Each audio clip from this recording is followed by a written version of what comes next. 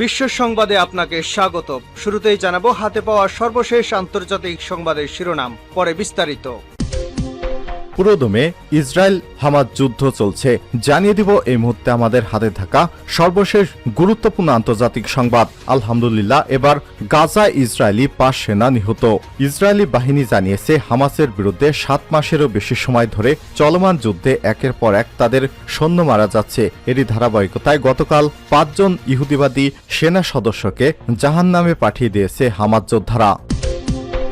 এরপর জানিয়ে দিব গাজা নিয়ে মতবিরোধ। এই প্রথম ইহুদি আমেরিকান বাইডেনের এক কর্মকর্তার পদত্যাগ। আলহামদুলিল্লাহ, এবার পুরো বিশ্ব ফিলিস্তিনের পক্ষ নিয়েছে। এরই ধারাবাহিকতায় এবার ইসরায়েলের বিভিন্ন ইহুদি সম্প্রদায় কট্টরপন্থী শয়তান বেঞ্জামিন নেতানিয়াহু সরকারের বিরুদ্ধে কঠোর অবস্থান নিয়েছে। এরই ধারাবাহিকতায় ইহুদিবাদী বেঞ্জামিন নেতানিয়াহু সরকার কোণঠাসা হয়ে পড়েছে। জানিয়ে দিব মার্কিন ডেস্ট্রয়ারে হামলার দাবি হাউসিদের। ইয়েমেন ভিত্তিক হাউসি যোদ্ধারা লোহিত সাগরে একটি মার্কিন ডেস্ট্রয়ার এবং ইসরায়েলগামী জাহাজে হামলার দাবি করেছে। আনাদোলো এজেন্সি এই খবর প্রকাশ করেছে। জানাবো নাকাবা দিবস, আরো বড় বিপর্যয়ের মুখোমুখি ফিলিস্তিনিরা। মধ্যপ্রাচ্যের আধুনিক ইতিহাসে একটি গুরুত্বপূর্ণ ঘটনা নাকবা। 15 মে 1948 সালে প্রায় 7,50,000 ফিলিস্তিনিকে জোরপূর্বক বহিষ্কারের মধ্য দিয়ে ইসরায়েল নামে ইহুদি সংখ্যাগরিষ্ঠ একটি অবৈধ রাষ্ট্র প্রতিষ্ঠা হয়েছিল। দিনটি পরবর্তীকালে বার্ষিকভাবে নাকবা দিবস হিসেবে পালিত হয়। এরপর প্রজন্মের পর প্রজন্ম ধরে তাদের স্বাধিকার লড়াই চলছে। এবছর নাকবার 76তম বার্ষিকী। এবং সর্বশেষ জানিয়ে দেব ইসরায়েলকে ইউরোপীয় ইউনিয়নের হুমকি। রাফা অভিযান নিয়ে ইসরায়েলকে হুমকি দিয়েছে ইউরোপীয় ইউনিয়ন ইউ।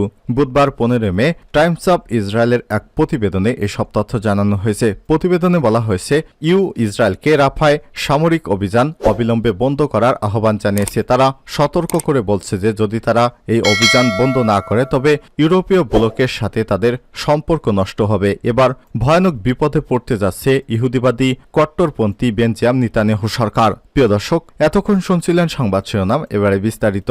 তবে তার আগে অনুরোধ থাকবে আপনি কোন স্থান থেকে আমাদের সংবাদটি দেখছেন কমেন্ট করে জানিয়ে দিন এই সংবাদ সম্পর্কে আপনার মূল্যবান মতামত। প্রিয় দর্শক, আপনি যদি আমাদের চ্যানেলে নতুন হয়ে থাকেন ভিডিওটি দেখতে দেখতে চ্যানেলটি সাবস্ক্রাইব করে রাখুন, যাতে করে আমাদের লেটেস্ট আপডেট সংবাদগুলো সবার আগে আপনার কাছে পৌঁছে যায়। এবারে বিস্তারিত। গাজায় ইসরায়েলি ৫ সেনা নিহত।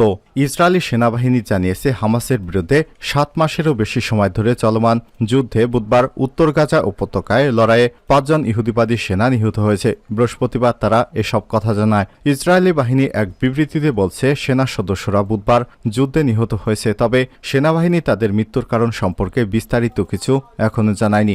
গত বছরের ২৭ অক্টোবর স্থল অভিযান শুরুর পর থেকে গাজায় সামরিক অভিযানে ২৭৮ সেনা সদস্য নিহত হয়েছে। গাজা নিয়ে মতবিরোধ, প্রথম ইহুদি আমেরিকান বাইডেন কর্মকর্তার পদত্যাগ। চলমান গাজা যুদ্ধে ইসরায়েলের প্রতি সমর্থন প্রদানের জন্য বুধবার বাইডেন প্রশাসন থেকে লিলি গ্রিনবাক কল নামের এক কর্মকর্তা পদত্যাগ করেছেন। তিনি যুদ্ধের প্রতিবাদে প্রথম ইহুদি আমেরিকান রাজনৈতিক কর্মকর্তা হিসেবে এই সিদ্ধান্ত নিলেন। বুধবার ফিলিস্তিনিরা যখন নাকবা দিবস পালন করছে তখন তিনি পদত্যাগ করেন। তিনি অভিযোগ করে বলেন বাইডেনের হাতে রক্তের দাগ আছে। গ্রিনবাক কল মার্কিন স্বরাষ্ট্র মন্ত্রণালয়ের চিফ অব স্টাফের বিশেষ সহকারী হিসেবে দায়িত্ব পালন করছিলেন। তিনি বুধবার বিকেলে স্বরাষ্ট্র মন্ত্রণালয়ের সচিব ডেবরা হ্যানল্যান্ডের কাছে তার পদত্যাগপত্র পাঠিয়ে দেন। তিনি তার চিঠিতে লিখেছেন যে গাজায় ইসরায়েলের গণহত্যার প্রতি প্রেসিডেন্ট বাইডেনের বিপর্যয় অব্যাহত সমর্থনের মধ্যে এই প্রশাসনের প্রতিনিধিত্ব করা অব্যাহত রাখার বিবেকবুদ্ধি আর পাচ্ছি না। তিনি বলেন, আমি আমার ইহুদি ঐতিহ্য থেকে যা শিখেছি তা হলো এই যে প্রতিটি জীবনই অত্যন্ত মূল্যবান। যারা সহিংসতা এবং নির্যাতনের শিকার হচ্ছে তাদের পক্ষে দাঁড়ানো এবং অবিচারের মুখে কর্তৃপক্ষকে প্রশ্ন করা বাধ্যতামূলক। গ্রিনবাক এর আগে ভাইস প্রেসিডেন্ট কমলা হ্যারিসের নির্বাচনী প্রচারণায় নিযুক্ত ছিলেন। পরে তিনি জো বাইডেনের নির্বাচনী প্রচারণায় যুক্ত হন। পরে তিনি স্বরাষ্ট্র মন্ত্রণালয়ে রাজনৈতিক নিযুক্তি লাভ করে তিনি এই চাকরিটি পেয়ে উল্লাসিত হয়েছিলেন। তিনি বলেন, স্বরাষ্ট্র মন্ত্রণালয়ে যোগদান করে আমি রোমাঞ্চকর অনুভব করছিলাম, কিন্তু গাজা যুদ্ধে ইসরায়েলের প্রতি যুক্তরাষ্ট্রের অব্যাহত সমর্থনে তার মধ্যে পরিবর্তন আসে। গাজায় ইসরায়েলি হামলায় এ পর্যন্ত ৩৫,০০০-এর বেশি লোক নিহত হয়েছে। তিনি বলেন, ৭ অক্টোবর হামাসের হামলায় তার নিজের সম্প্রদায়ের অনেক মানুষই তাদের প্রিয়জনকে হারিয়েছে, কিন্তু তার বদলে নিরীহ ফিলিস্তিনিদের বাস্তুচ্যুত করা দুর্ভিক্ষ, জাতিগত নির্মূল সহ সম্মিলিত শাস্তি দেয়াটা কোনো যৌক্তিক কাজ নয়। গিনবাক কল মার্কিন প্রশাসন থেকে পদত্যাগ করা দ্বিতীয় কর্মকর্তা। গত সপ্তাহে মার্কিন প্রতিরক্ষা গোয়েন্দা বিভাগ থেকে মেজর হ্যারিসন মান পদত্যাগ করেন। তিনি আরও গাজায় মার্কিন সমর্থনের প্রতিবাদে ওই সিদ্ধান্ত নেন। তিনি ইউরোপীয় ইউনিয়ন ইহুদি বংশোদ্ভূত বলে দাবি করেছেন। এছাড়াও গত মার্চে পররাষ্ট্র দপ্তরের কর্মকর্তা অ্যানেলে সেলাইন পদত্যাগ করেন। তিনি একই কারণ উল্লেখ করেছেন। মার্কিন ডেস্ট্রয়ারে হামলার দাবি হাউসিদের। ইয়েমেন ভিত্তিক হাউসি যোদ্ধারা লোহিত সাগরে একটি মার্কিন ডেস্ট্রয়ার এবং ইসরায়েলগামী জাহাজে হামলার দাবি করেছে। আনাদোলো এজেন্সি এ খবর প্রকাশ করেছে। হাউসি মুখপাত্র ইয়াহিয়া সারি বলেছেন, তাদের নৌক্ষেপণাস্ত্র লোহিত সাগরে মার্কিন ডেস্ট্রয়ার ম্যাসনকে টার্গেট করে এবং তাতে সরাসরি আঘাত হানতে। তিনি আরও বলেন, জাহাজ চলাচলের উপর আরোপিত নিষেধাজ্ঞা অমান্য করায় ক্ষেপণাস্ত্র এবং ড্রোন দিয়ে আরেকটি জাহাজের উপর হামলা চালানো হয়। হাউসিদের দাবির ব্যাপারে যুক্তরাষ্ট্রের কাছ থেকে কোনো মন্তব্য পাওয়া যায়নি। যুক্তরাষ্ট্র পশ্চিম ইয়েমেনে হাউসিদের পরিচালিত আল হুদাদা বিমানবন্দরে বিমান হামলা চালানোর একদিন পর বুধবার এই আক্রমণ হয়। হাউসিরা গাজার প্রতি সংহতি প্রকাশ করে লোহিত সাগর, ইডেন উপসাগরে ক্ষেপণাস্ত্র ড্রোন দিয়ে ইসরায়েলের মালিকানাধীন পতাকাবাহী পরিচালিত বা ইসরায়েলি বন্দরগামী জাহাজগুলোতে হামলা চালাচ্ছে। ৭ অক্টোবর থেকে ইসরায়েল গাজার উপর হামলা চালাচ্ছে।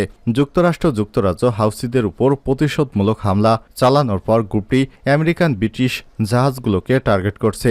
ইসরায়েল রাফায় চালানো সামরিক অভিযান অবিলম্বে বন্ধ করার আহ্বান জানিয়েছে ইউরোপীয় ইউনিয়ন ইউ।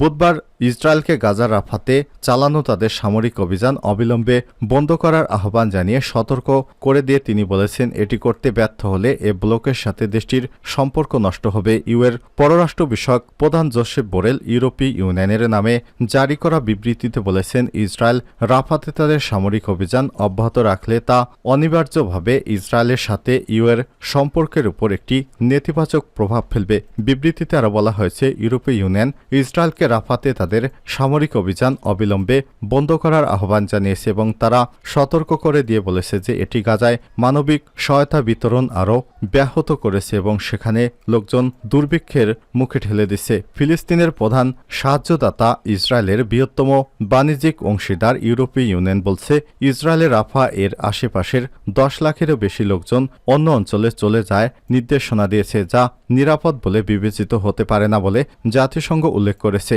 বিবৃতিতে আরও বলা হয়েছে, ইউএর ইসরায়েলের আত্মরক্ষার অধিকারকে স্বীকৃতি দিলেও দেশটি অবশ্যই আন্তর্জাতিক মানবাধিকার আইনের সাথে সঙ্গতি রেখে তা করতে হবে এবং বেসামরিক নাগরিকদের নিরাপত্তা দিতে হবে। ইসরায়েলকে ইউরোপীয় ইউনিয়নের হুমকি। রাফা অভিযান নিয়ে ইসরায়েলকে হুমকি দিয়েছে ইউরোপীয় ইউনিয়ন ইউ। বুধবার 15 মে টাইমস অফ ইসরায়েলের এক প্রতিবেদনে এসব তথ্য জানানো হয়েছে। প্রতিবেদনে বলা হয়েছে, ইউ ইসরায়েলকে রাফায় সামরিক অভিযান অবিলম্বে বন্ধ করার আহ্বান জানিয়েছে। তারা সতর্ক করে বলেছে যে যদি তারা এই অভিযান বন্ধ না করে তাহলে ইউরোপীয় ব্লকের সাথে তাদের সম্পর্ক নষ্ট হবে। ইউ এর পররাষ্ট্র নীতি প্রধান জোসেফ বোরেল নামে জারি করা এক বিবৃতিতে বলা হয়েছে, ইসরায়েল যদি রাফায় তার সামরিক অভিযান চালিয়ে যায় তবে এটি অনিবার্যভাবে ইসরায়েলের সাথে ইউএর সম্পর্কের উপর ভারী চাপ সৃষ্টি করবে। এদিকে মঙ্গলবার ইউএনআরডব্লিউ এর এক বিবৃতিতে জানায়, গত 6 মে থেকে রাফা শহরের পূর্বাঞ্চলে প্রায় 4.5 লক্ষ ফিলিস্তিনি শহর ত্যাগে বাধ্য হয়েছে। শহরটি উত্তরাঞ্চল থেকে জীবন বাঁচাতে আরও 1 লাখ লোক শহর ছেড়েছে বলে জানানো হয়েছে। ইউএনডব্লিউ আরও জানায়, বাস্তুচ্যুত মানুষগুলো লাগামহীন ক্লান্তি, ক্ষুধা এবং ভয়ের মুখোমুখি হচ্ছে। তাদের যার মতো নিরাপদ কোনো জায়গা নেই। পরিস্থিতি মোকাবেলায় অবিলম্বে একটি যুদ্ধবিরতি আমাদের একমাত্র আশা। উল্লেখ্য, ফিলিস্তিনি সংগঠন হামাস গত বছরের 7 অক্টোবর ইসরায়েলে আকস্মিক বড় ধরনের হামলা চালায়। এ সময় তারা প্রায় 1170 ইসরায়েলিকে হত্যা করে এবং 250 জনকে জিম্মি করে। সেখানে হামাসের কাছে 128 জন বন্দী হিসেবে আটক রয়েছে।